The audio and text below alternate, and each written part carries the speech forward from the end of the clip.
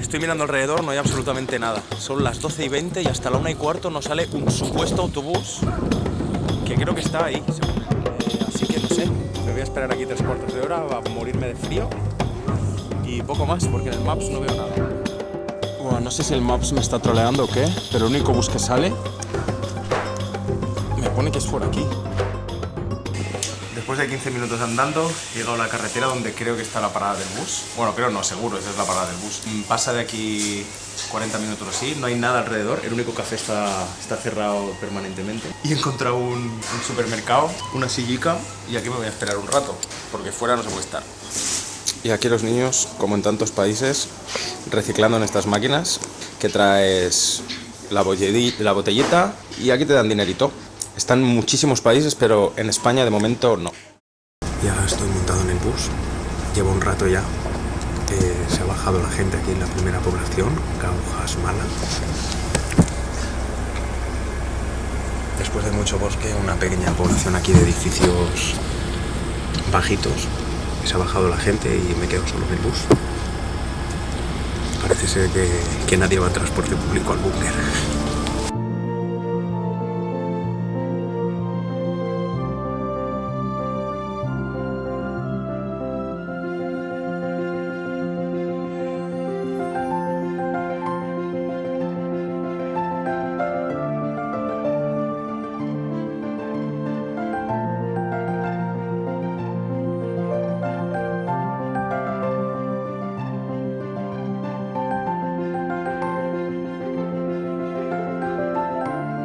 Por fin he llegado. Esto se construyó en la década de los 60. Era como habéis visto aquí, centro de rehabilitación, pero lo que realmente había debajo era el búnker, unos 10 metros debajo. Tengo muchas ganas.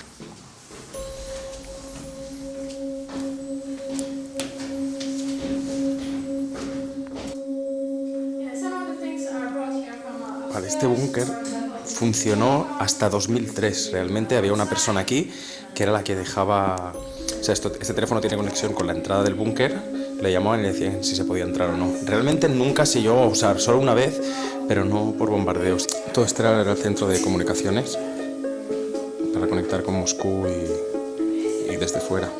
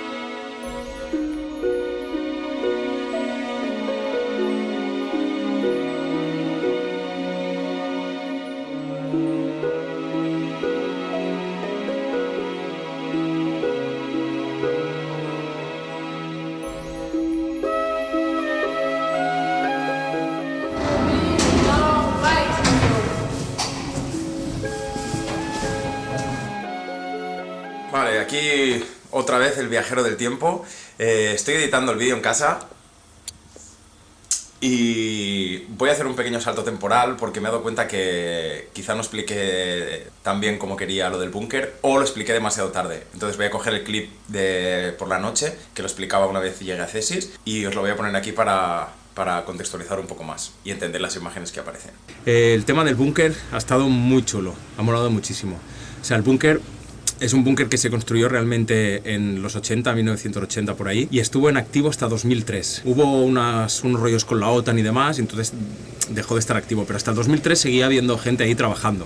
Entonces el búnker son 60.000 metros cuadrados, cabían 250 personas, y en caso de que hubiera una guerra nuclear o ataques o lo que fuera y tuvieran que estar totalmente aislados, tenían electricidad, un sistema interior, aunque no hubiera electricidad fuera, y también tenía oxígeno, unas bombonas gigantes de oxígeno que hay para 3 meses más o menos, y alimentación también para 3 meses. De hecho hay una cantina que nunca se llegó a utilizar porque ese búnker nunca sirvió de búnker. O sea, había unas 20 personas, creo, trabajando ahí constantemente por mantenimiento y por si tenía que suceder algo y estar ahí. Y hay 3 salas también con agentes de la KGB que tenían comunicación directa con el exterior y con todas las ciudades, pero realmente nunca se llegó a utilizar. Está muy guay porque es una clínica de rehabilitación, creo que solo de huesos o mental también. Esto no he encontrado información de esto y no me he acordado de preguntarle a la chica que nos ha hecho la guía. El tour ha durado como 1 hora, me ha costado 18,50 €, incluyendo la comida, que he comido 6 permenis de esos, unas gyozas y nada, una agüita de nada. Pero bueno, lo curioso es eso, ¿no? Que hay una cancha de básquet fuera que en realidad era un helipuerto, está todo tapado por árboles para que desde arriba no se pudiera ver. O sea, era realmente un búnker secreto en una situación estratégica y apartada de todo. Era más que nada para los dirigentes y trabajadores, porque 250 personas tampoco es que tuviera una gran capacidad. Y está petado de salas y está muy chulo. Entonces, hubo muchos años que seguía la gente con la clínica de rehabilitación arriba y no sabían que debajo había un búnker. Entonces le he preguntado a la chica cómo puede ser eso de que no vieran que había trabajadores que subían y bajaban, y me ha dicho que primero había pocos trabajadores, unos 20 más o menos, y luego que en esa época no se hacían muchas preguntas, tanto por el carácter de la gente de aquí y por el tema de la Unión Soviética, lógicamente. Un sitio muy interesante. He visto otros búnkers, como el de Hospital on the Rock de Budapest, que está muy espectacular. En Lituania también vi otro, en Polonia. Es muy curioso todo este rollo. Bueno, y en Albania también, con el gran Enver Hoxha, el puto paranoico, que se pensaba que le iba a invadir todo el mundo. Y bueno, todo esto sucedió durante la Guerra Fría. Ya sabéis, todos esos años en que la Unión Soviética y todos los países se preparaban porque creían que habría una guerra nuclear o que se atacarían unos a otros. Una carrera armamentística. No había manera de volver son las 3 y hasta las 5 no había bus, como no. He preguntado si me podía llevar alguien y así es. Me llevan desde chicas que no hablan nada de inglés. Pero me llevan a Ligadne y de ahí voy a coger otro autobús.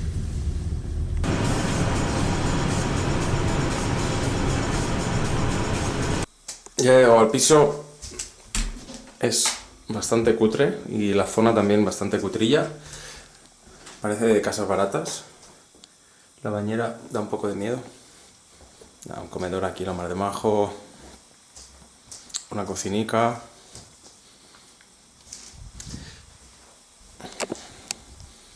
Y la habitación, pues sin más. Al final no ha sido tan complicado, ¿eh? Cuando salía del búnker le he preguntado a varias personas, bueno, a 2 en concreto, 2 personas, y la segunda que le preguntaba, enseñándole con el móvil el traductor de letón, si alguna iba a Ligadne, que yo iba a Cesis, y esta chica iba, pero no hablaba nada de letón. Total, que me iban a dejar, han aparcado el coche y todo ya, son pueblos de estos que hay en la montaña. Me iban a dejar en un sitio que les he preguntado dónde estaba la parada de autobús y me han dicho que estaba a 5 kilómetros. Claro, he mirado un poco así y han como una se iba a bajar del coche, la otra le ha dicho no sé qué, se ha vuelto a subir, una parecía que no quería, la otra que sí y tal, y entonces le digo, bueno, le hacía así como autostop, no sé realmente si la señal, si aquí se hace así autostop también. Y le decía autostop, y entonces me ha dicho que me llevaban. Entonces le he escrito por el traductor que muchas gracias, que me ha agradecido, y la otra, la que estaba al principio reacia, entonces se ha empezado a reír tal y no sé qué. Y nada, al final me han llevado hasta el pueblo, 5 kilómetros que se han pegado y 5 para volver. Así que se han hecho 10 kilómetros para llevarme, muy majas estas mujeres. Y ha sido llegar a la parada de bus y a los 2 minutos llegaba. Y estoy miro el Maps otra vez, miro el Maps a ver dónde está y veo que no era ahí la parada, que estaba a 60 metros. O sea, yo estaba en una calle así y la parada estaba en una calle así. Entonces empiezo a correr porque era la hora y veo el bus que está saliendo ya de la parada. He levantado la mano, ha parado el bus a 50 metros de la parada y nada, me he montado y he llegado aquí. Me iba a dejar en la estación de tren, pero pasamos cerca del alojamiento y le he dicho que me parara aquí, ha parado ahí, me he bajado y he llegado aquí, a la casa. Parece que ha empezado a nevar un poco.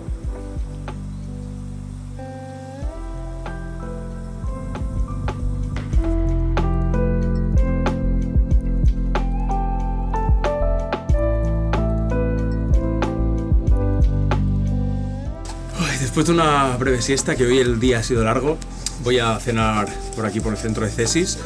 El apartamento está como a 15-20 minutos, más o menos lo mismo que en Riga. Hace mucho frío aquí, está muy nevado.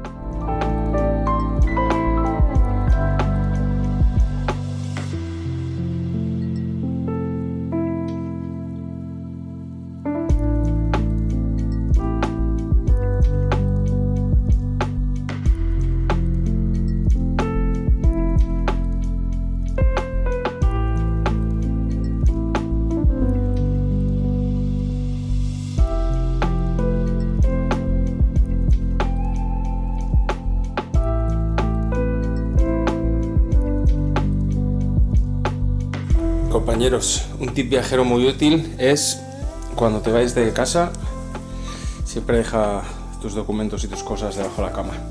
Si entran a robar es raro que alguien levante la cama. Por fin en casita ya. Ha sido un día muy largo, acabo de cenar, no subo la cena porque era una veggie burger de no pollo rebozado y un sushi bastante malo. Ha sido un día muy largo hoy, bastante intenso. Estaba muy preocupado con lo de los transportes y demás, pero bueno, a veces uno tiene suerte y gracias a esas chicas del autostop y que luego justo he llegado y ha llegado el bus. Lo que podía haber sido 3 o 4 horas ha sido 1 hora y poco. Así que nada, otro día más y a dormir.